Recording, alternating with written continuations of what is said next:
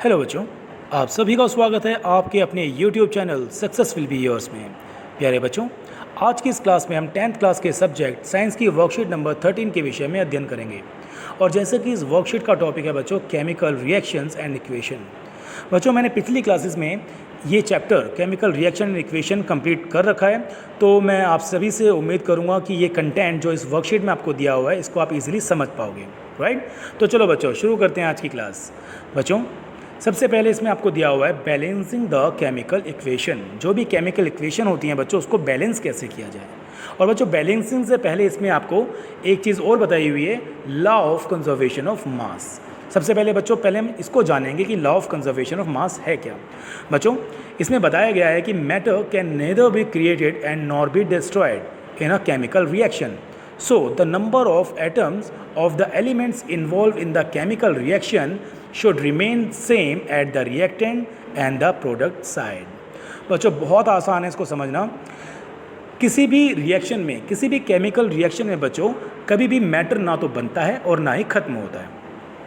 होता क्या है बच्चों कि रिएक्शन से पहले जैसे ए और बी आपके रिएक्टेंट्स हैं, और रिएक्शन होने के बाद आपको कोई प्रोडक्ट मिल जाता है।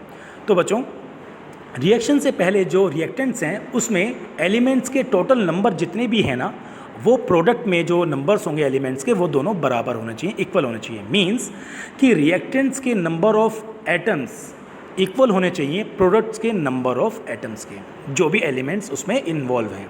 राइट, अब देखो बच्चों, इसमें एग्जाम्पल आपको एक दिया हुआ है आयरन का। आयरन, उसको जब उसको जब वाटर से रिएक्ट करवाया जाता है तो हमें मिलता है फेरस ऑक्साइड और हाइड्रोजन गैस। राइट, तो आपको रिएक्शन क्या दिया हुआ है, Fe, आपको एग्जांपल दिया हुआ है बच्चों, यहाँ देखिए Fe प्लस में H2O, और जब आपने H2O के साथ रिएक्शन करवाया तो आपको मिला Fe3O4 प्लस में हाइड्रोजन गैस H2 गैस। अब यहाँ देखो बच्चों, रिएक्शन से पहले जो रिएक्टेंट्स हैं इसमें number of atoms of iron, और रिएक्शन के बाद जो प्रोडक्ट हमें मिला उसमें number of atoms of iron क्या इक्वल हैं? नहीं। रिएक्टेंट्स में आयरन का एक एटम है और प्रोडक्ट में आयरन के 3 एटम्स हैं। तो इसीलिए बच्चों हमें क्या करना होगा, 3 से मल्टीप्लाई करना पड़ेगा रिएक्टेंट्स में। ठीक है, रिएक्शन से पहले जो रिएक्टेंट्स हैं उसमें 3 से आपको मल्टीप्लाई करना पड़ेगा आयरन को। राइट, अब उसके बाद चेक करते हैं हाइड्रोजन को। हाइड्रोजन बच्चों, रिएक्शन से पहले रिएक्टेंट्स में जो दिया हुआ है वो है H2, हाइड्रोजन के 2 एटम्स हैं, और रिएक्शन के बाद यहाँ पर भी हाइड्रोजन कितने हैं बच्चों, 2। तो यहाँ तो हाइड्रोजन है बैलेंस। अब बात करते हैं ऑक्सीजन की। रिएक्टेंट्स में बच्चों ऑक्सीजन है 1 एटम, लेकिन प्रोडक्ट में ऑक्सीजन के हैं 4 एटम। तो क्या करना पड़ेगा, इस H2O को 4 से मल्टीप्लाई करना पड़ेगा। इससे ऑक्सीजन हो गई 4 रिएक्टेंट्स में, और प्रोडक्ट में भी आपके पास 4 ऑक्सीजन के एटम्स हैं। राइट, लेकिन अब दिक्कत आ गई बच्चों हाइड्रोजन की, क्योंकि हाइड्रोजन कितनी हो गई यहाँ पर रिएक्टेंट्स में हाइड्रोजन हो गई 4 × 2 8, और प्रोडक्ट में हाइड्रोजन कितनी है 2। तो यहाँ पर हमें क्या करना पड़ेगा, 4 से मल्टीप्लाई। तो अब देखो बच्चों, हाइड्रोजन, ऑक्सीजन और आयरन क्या दोनों तरफ इक्वल हैं? Number of atoms of iron, hydrogen and oxygen क्या दोनों साइड में इक्वल हैं रिएक्टेंट्स में और प्रोडक्ट में? यस, ये दोनों इक्वल हो चुके हैं। मतलब ये जो केमिकल इक्वेशन हमने बनाई थी, आयरन को जब हमने पानी के साथ ट्रीट कराया तो हमें मिला फेरस ऑक्साइड प्लस में हाइड्रोजन। अब ये केमिकल रिएक्शन को हमने बैलेंस कर दिया है, क्योंकि नंबर ऑफ एटम्स दोनों तरफ बराबर हो चुके हैं। राइट, तो बच्चों यहाँ पर भी आपको दिया हुआ है, ये देखिए आप यहाँ पर देखिए बच्चों, 3Fe plus 4H2 equals to क्या बना, Fe3O4 प्लस में 4H2, और यही बैलेंस मैंने आपको अभी केमिकल रिएक्शन करके दिखाया। तो बच्चों इसी को बोला जाता है केमिकल रिएक्शन को बैलेंस करना। और आगे आने वाले टाइम पे बहुत सारी एग्जांपल्स, बहुत सारे रिएक्शन ऐसे होंगे बच्चों जहाँ पर आपको दोनों तरफ आपको बैलेंस करना पड़ेगा। नंबर ऑफ एटम्स दोनों तरफ बराबर आपको करने पड़ेंगे, रिएक्टेंट्स की साइड में भी और प्रोडक्ट वाली साइड में भी।